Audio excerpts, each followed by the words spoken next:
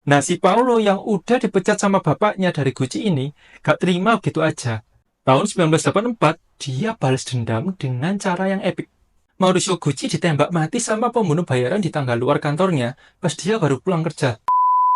Halo friends, balik lagi sama aku Erwin Kesyuan. Di balik kemewahan dan kejayaan brand Gucci yang mendunia, tersembunyi kisah kelam penuh drama. Dari konflik keluarga, ambisi tanpa batas, hingga pengkhianatan yang berujung pada kehancuran sebuah dinasti mode legendaris. Bagaimana sebuah nama besar yang identik dengan prestis berubah menjadi medan konflik yang menghancurkan keluarga pendirinya. Mari kita ungkap kisah tragis di balik kejatuhan keluarga Gucci. Penasaran gimana ceritanya? Di sini aku ceritain. Gucci gang, Gucci gang, Gucci gang, Gucci gang, Gucci gang, Gucci gang, Gucci gang, Gucci gang. Spread their racks on new chain. Jadi friends, Gucci itu awalnya didirikan sama seseorang yang bernama Guccio Giovan Battista Giacinto Dario Maria Gucci, atau biasa dikenal Guccio Gucci. Guccio Gucci ini lahir di Florence, Italia, tanggal 26 Maret 1881. Guccio Gucci ini lahir dari pasangan Gabriello Gucci, seorang pengrajin kulit dari San Miniato, dan Elena Santini dari Lastra Asigna.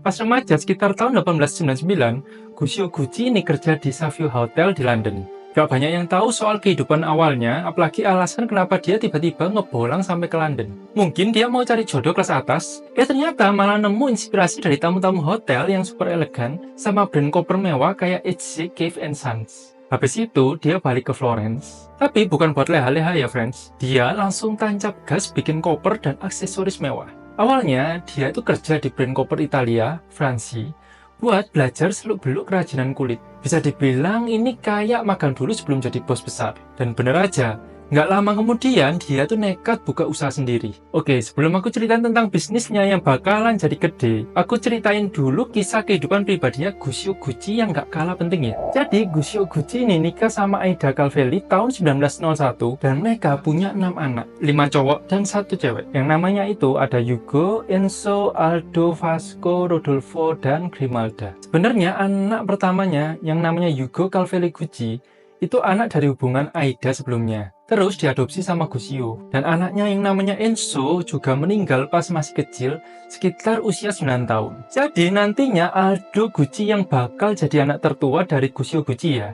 Yang ingat ya friends? Sementara itu anak ceweknya yang namanya Grimalda itu nggak dikasih peran apa-apa di bisnis keluarga. Mungkin zaman itu cewek masih dianggap cuma pengisi rumah tangga kali ya. Padahal siapa tahu dia bisa lebih jago dari abang-abangnya. Tahun 1921, Guccio Gucci mendirikan House of Gucci di Florence. Awalnya cuma toko kecil keluarga yang jualan barang kulit. Dia mulai jual saddle, tas kulit, dan aksesoris buat para penunggang kuda di era 1920-an. Mungkin waktu itu dia mikir, kalau kudanya udah kece, penunggangnya pasti makin pede kan? Di tahun 1930-an, Italia kena sanksi Liga Bangsa-Bangsa yang bikin kulit jadi barang langka. Bukannya galau, Gucci malah ngeluarin jurus inovasi. Dia bikin kain hem yang ditenun khusus di Naples. Ini sih bukti kalau Gucci udah kreatif bahkan sebelum ada TikTok DIY. Lanjut ke tahun 1938, Gucci akhirnya buka toko kedua di Roma. Ini gara-gara anaknya yang sulung, namanya yang Aldo itu, memang udah mulai ikut terjun di bisnis Gucci sejak umur 20 tahun.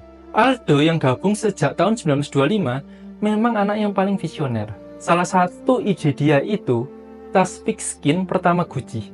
Kebayang nggak sih tas kulit babi bisa jadi tren? Ternyata laku keras friends. Tahun 1947, Gucci bikin bamboo bag. Gara-gara perang, bahan kulit itu lagi susah. Jadi dia pakai bambu buat gagang tasnya. Hasilnya, tas ini jadi salah satu ikon Gucci, bahkan sampai sekarang. Tahun 1951, Gucci buka toko di Milan. Tapi lucunya, Guccio sebenarnya pengen bisnisnya tetap kecil dan fokus di Italia aja. Tapi yang namanya nasib, gak ada yang tahu ya friends. Kalian tahu kan Gucci sebesar apa sekarang ini?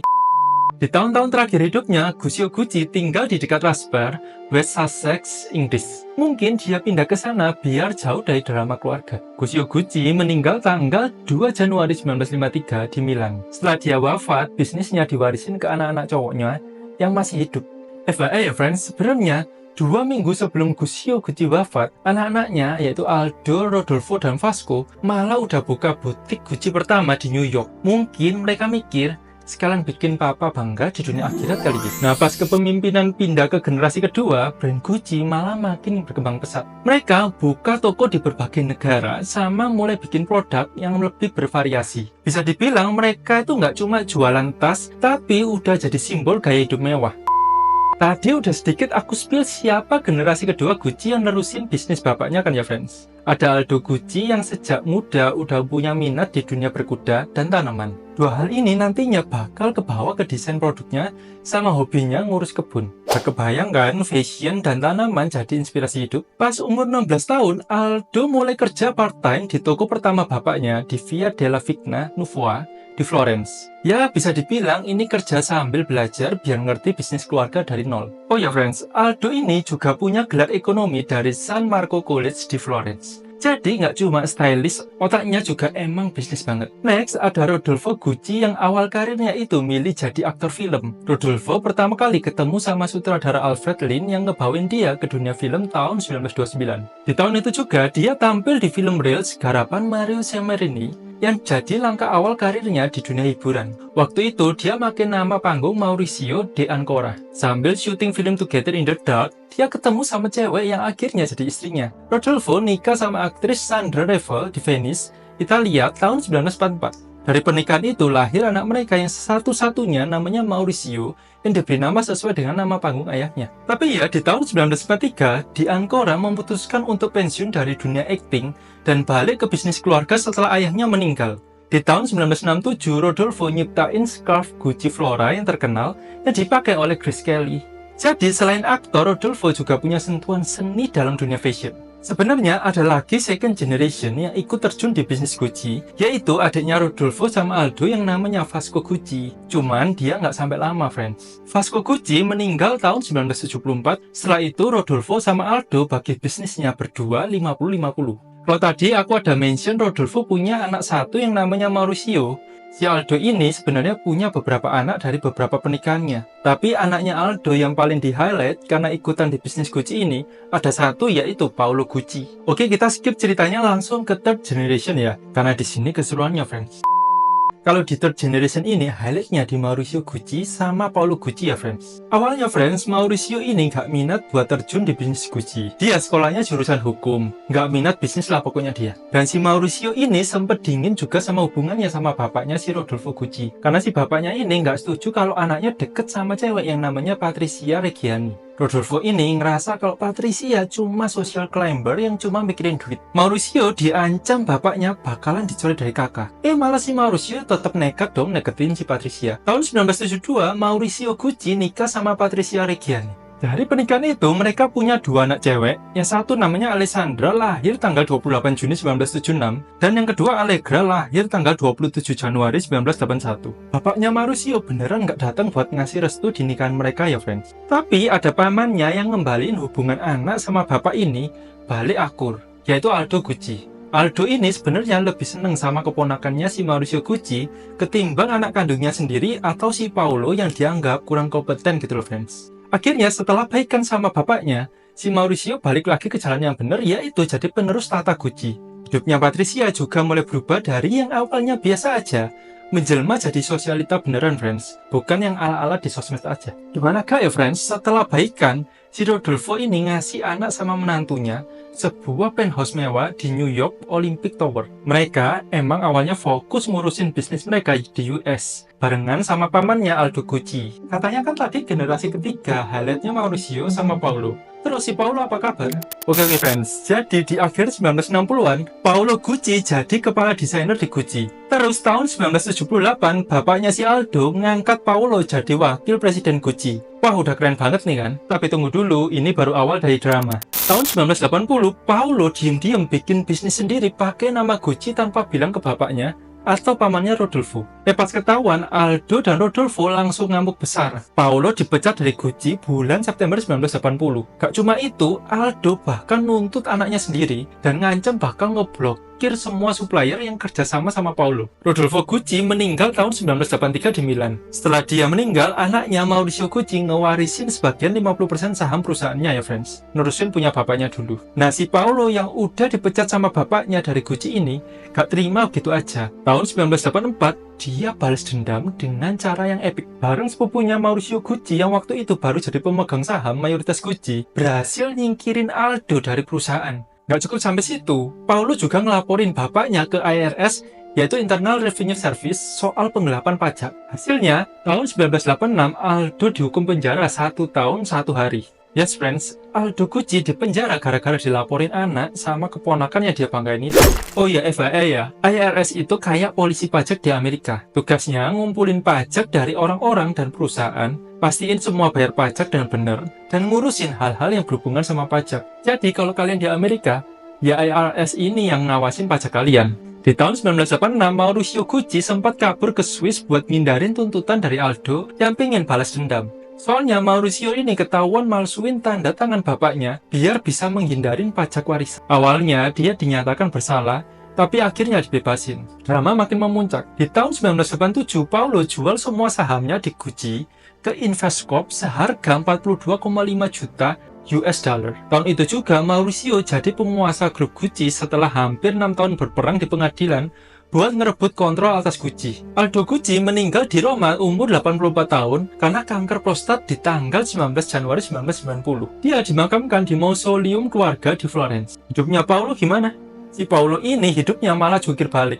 Gara-gara urusan perceraian sama keputusan bisnis yang salah langkah, Paulo akhirnya bangkrut tahun 1993. Dari yang awalnya desainer Gucci, jadi jatuh ke bangkrut. Hidup Paulo ini kayak roller coaster yang remnya belum. Si Mauricio yang udah jadi penguasa Gucci juga hidupnya nggak jauh beda. Kehidupan pribadinya ini nggak seasik yang orang-orang lihat ya friends. Istrinya Mauricio, si Patricia ini lama-lama bisa dibilang melunjak si friends. Banyak yang bilang si Patricia ini yang ngehasut atau otak dibalik Mauricio yang ngedepak paman sama sepupunya buat keluar dari Gucci. Waktu masih nikah sama Patricia, si Mauricio ini udah pernah terlibat affair sama model US yang namanya Sherry McLaughlin Loud. Puncaknya yang bikin Patricia sama Mauricio benar-benar pisah itu pas si Mauricio kejebak cinlok sama teman kecilnya yang namanya Paula Franci. Setelah mereka berdua ini sama-sama ketemu di klub private di Saint Moritz di Swiss. Keduanya lagi ngalamin pernikahan yang nggak bahagia, kayak lagi nunggu drama berakhir gitu. Si Paula Franci lagi berantakan sama suaminya Giorgio Colombo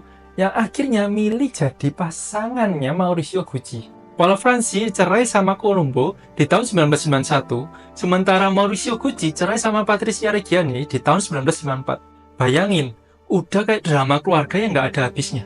Mauricio yang emang nggak punya latar belakang bisnis, malah bikin Gucci ini terpuruk. Akhirnya di tahun 1993, Mauricio Gucci mundur dan jual sisa sahamnya ke Investcorp, ngakhirin hubungan keluarga Gucci sama perusahaan itu. Jadilah brand Gucci tanpa keluarga Gucci ya friends. Kayaknya keluarga Gucci itu lebih jago bikin tren daripada bertahan di bisnis. Kalau kalian kira dramanya berakhir, belum friends. Masih berlanjut ya. Setahun setelah cerainya Mauricio pada tanggal 27 Maret 1995, Mauricio Gucci ditembak mati sama pembunuh bayaran di tangga luar kantornya pas dia baru pulang kerja. Hari pas Mauricio dibunuh, Patricia nulis satu kata di diarinya, Paradeios, yang artinya surga dalam bahasa Yunani. Lalu pada tanggal 31 Januari 1997, Patricia ditangkap dan dituduh nyawa pembunuh bayaran buat ngebunuh mantan suaminya. Proses hukumnya jadi sorotan banget. Media lokal sampai nyebut dia Black Widow. Menurut jaksa, motif Patricia itu campuran dari cemburu, duit, dan dendam sama mantan suaminya.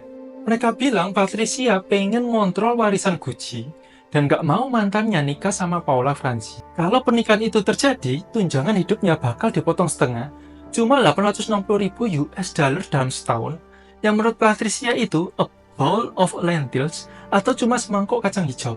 Mungkin dia mikir cuma segitu. Gimana mobilitas Gucci? Dan ternyata pembunuh bayaran itu bernama Benedetto Ceraulo yang punya restoran pizzeria dan lagi kesulitan finansial. Dia disewa oleh Patricia lewat perantara orang yang namanya Giuseppina Pina Auriema, seorang peramal kelas atas yang juga teman dekatnya Patricia. Jadi sepertinya nggak cuma jodoh yang bisa diramal, nyawa orang juga bisa ya friends. Di tahun 1998, Patricia dijatuhi hukuman selama 29 tahun penjara karena pembunuhan berencana.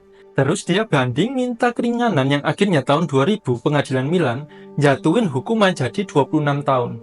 Di tahun 2000 si Patricia ini hampir bunuh diri juga pas dia di penjara. Dia udah mau gantung dirinya sama spray tapi ketahuan penjaga. Di tahun 2005 meskipun ada aturan yang nggak boleh pelihara hewan di penjara, Tim hukum Patricia berhasil meyakinkan pihak penjara buat ngizinin musang peliharaannya tinggal bareng dia. Di bulan Oktober 2011, sebenarnya Patricia bisa dapat pembebasan bersyarat lewat program kerja, tapi dia nolak, bilang, aku nggak pernah kerja seumur hidup, masa sekarang mau mulai? Patricia akhirnya dibebasin pada bulan Oktober 2016 setelah 18 tahun di penjara karena berkelakuan baik.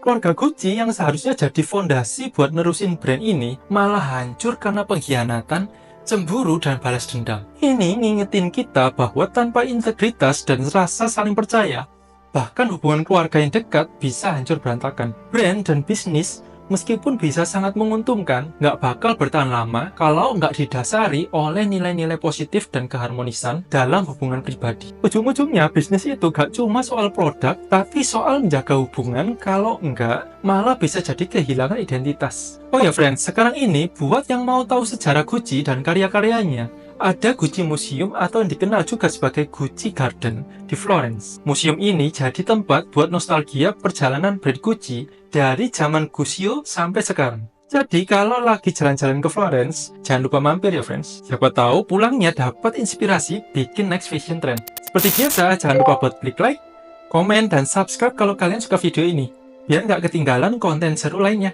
Tekan juga tombol loncengnya ya. Sampai jumpa di video berikutnya, dan tetap jaga vibes positif ya. Bye-bye.